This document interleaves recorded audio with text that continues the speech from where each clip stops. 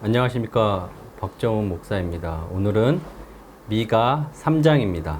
여러분들이 가지고 계신 성경책에 제목이 이렇게 나와 있는지 모르겠습니다. 오늘은 미가가 이스라엘 통치자들을 고발하다. 제 성경책에 그렇게 나와 있는데 이 말로써, 이 제목으로서 모든 것을 다 말하고 있는 것 같아서 이 제목을 그대로 사용하기로 했습니다. 1절은 이렇게 시작합니다.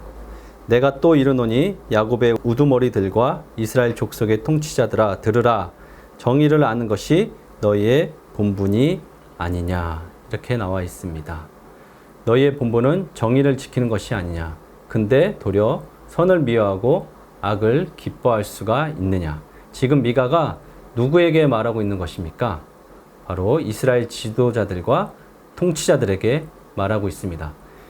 여러분, 민주주의 국가에서는 선거를 통하여 국민의 대표를 뽑아 그에게 모든 권한을 위임합니다. 그래서 우리나라 헌법에는 제1조 1항 대한민국은 민주공화국이다. 또 2항은 대한민국의 주권은 국민에게 있고 모든 권력은 국민으로부터 나온다. 주권도 국민에게 있고 권력도 국민으로부터 나오기 때문에 국민을 생각하지 않는다는 건 있을 수 없습니다. 정부에서 하는 모든 일들, 정치, 외교, 사회, 국방, 안전에 관한 모든 것들, 또 인권과 자유, 모든 것들이 다 국민을 생각하지 않고 할 수는 없습니다. 국민을 생각해서 해야만 합니다. 그러지 않고 다른 야심이나 자기나 특정 집단을 위하여 그 자리에 앉는다면 그것은 생각만 해도 끔찍한 일이 될 수가 있습니다. 한 나라의 대통령뿐만 아니라 한 조직의 리더와 한 공동체의 책임자, 한 가정의 가장 역시 그 역할과 책임이 반드시 따르고 굉장히 중요합니다. 그를 보고 따라오는 사람들이 많이 있기 때문에 그렇습니다. 그러나 미가 3장은 그런 지도자들에 대한 고발로 단락들이 나누어져 있습니다. 백성들을 착취하고 자신의 이익을 위해서 일하고 물질적 대가를 바라고 행동하는 아주 무서운 악행을 고발합니다. 5절 말씀을 한번 읽도록 하겠습니다. 내 백성을 유혹하는 선지자들은 이에 물 것이 있으면 평강을 외치나 그 입에 무엇을 채워주지 아니하는 자에게는 전쟁을 준비하는도다. 이런 선지자에 대하여 여호와께서 이르시되 내 백성을 유혹하는 선지자들 이에 물 것이 있으면 평강을 외치고 그 입에 무엇을 채워주지 아니하는 자에게는 전쟁을 준비하고 이런 선지자에 대하여 여호와께서 말씀하십니다. 저는 본문을 묵상하면서 떠오르는 동물이 있었습니다. 그 입에 무엇을 채워주지 아니하면 안 된다는 말에 개가 떠올랐습니다. 좀 과격하게 표현해서 개 같은 사람이라고 생각이 들었습니다. 자기 입에 맛있는 거 넣어주고 자기 주머니에 좋은 거 넣어주면 평안이고 그럴 형편이 못 되어서 못 넣어주면 전쟁을 한다. 이게 지도자가 할 짓입니까?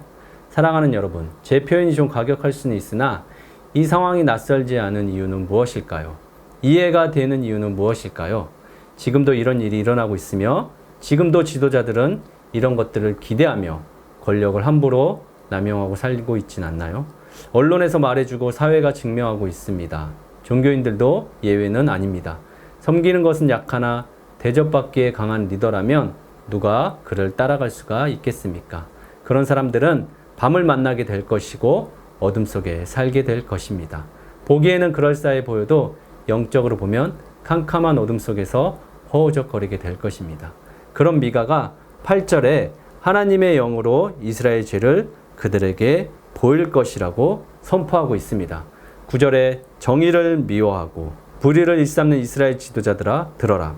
10절에 너희는 시온을 피로 예루살렘을 죄악으로 건축하고 있다. 11절에는 성을 다스리는 자들이 뇌물을 받고 재판을 하며 제사장들은 급료를 받고 율법을 가르치고 예언자들은 돈을 받고 점을 쳐주면서도 여호와의 이름을 들어 여호와께서 우리 가운데 계시지 않느냐? 재앙이 우리에게 내리지 않을 것이다 라고 말하고 있습니다. 12절에는 그래서 너희 때문에 시온이 밭처럼 경작이 될 것이고 예루살렘은 폐허가 되고 성전 언덕에는 잡목 숲이 무성할 거라고 경고하고 있습니다. 무섭지 않으십니까? 성직자가 뇌물을 받고 제사장들은 월급을 받고 율법을 가르치고 예언하는 자들은 돈을 받고 점을 쳐주면서도 말하는 것이 여호와의 이름을 팔아 그가 우리 가운데 계시는 것을 믿습니까? 이렇게 말하고 있습니다. 우리에겐 재앙이 또 일어나지 않으실 것을 믿습니까? 이렇게 말하고 있습니다. 미가서가 BC 690년경에 쓰여졌다고 합니다. 도대체 언제적 쓰여진 글인데 전혀 낯설지가 않습니다. 이상하지도 않고 오히려 어떻게 지금 일어나고 있는 일들이 이렇게 똑같이 말할 수가 있지? 그러면서 사건과 인물들이 저는 이 말씀을 묵상하면서 우후죽순처럼 지나갔습니다. 짜증도 나고 화도 나고 이러면 안 된다고 정신 차리자고 말하고 싶은데 그런 말이 잘 나오지 않습니다. 제가 그러면 너나 잘해. 너부터 잘해야지. 사람들은 다 똑같아 이러겠죠. 그래서 요새는 너무 허무하다는 생각이 많이 듭니다. 우리가 남의 집안 이야기는 잘 하지 않습니다. 근데 우리는 좀 달라져야 하지 않을까요? 이스라엘 통치자들은 좀 달라야죠. 하나님을 믿는다는 사람들인데 다 똑같으면 더 이상 무슨 할 말이 있겠습니까? 결국 오늘 본문 마지막처럼 성전은 잡초만 무성한 폐허가 되지 않겠습니까? 저는 지금 이 시대를 살아가고 있는 하나님을 믿는 사람들, 신앙을 가진 리더들에게 주는 메시지라고 생각이 됩니다.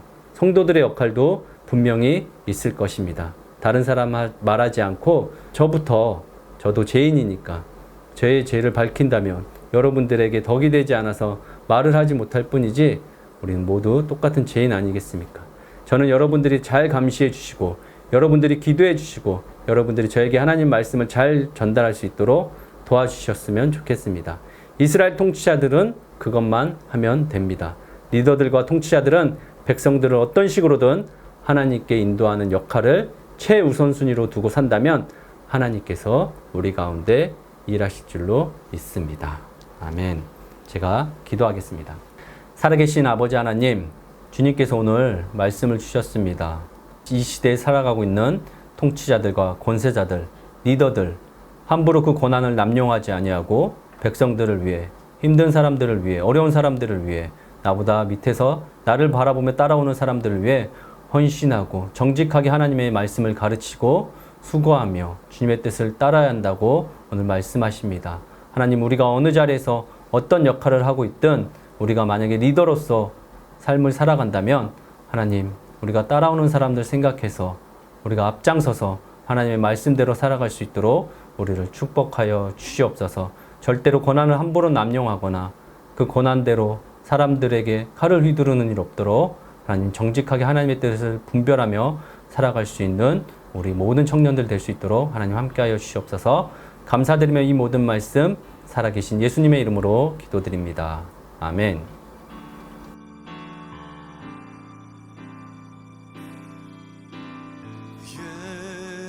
예수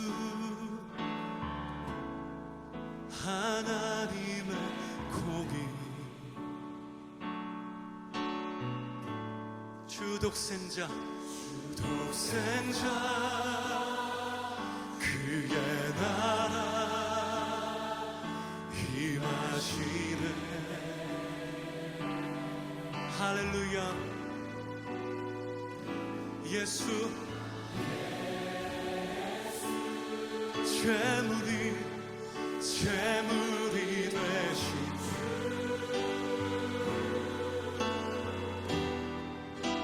영광 중에 그의 나라 임하시네. 할렐루야. 주의 나라 영원하며 그의 영광 무궁하리. 할렐루야. 왕의 위엄 능력이 이제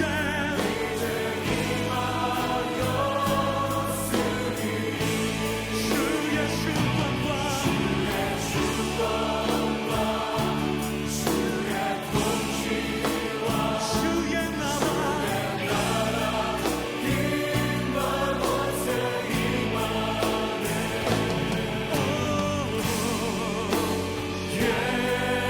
예수 하나님의 공의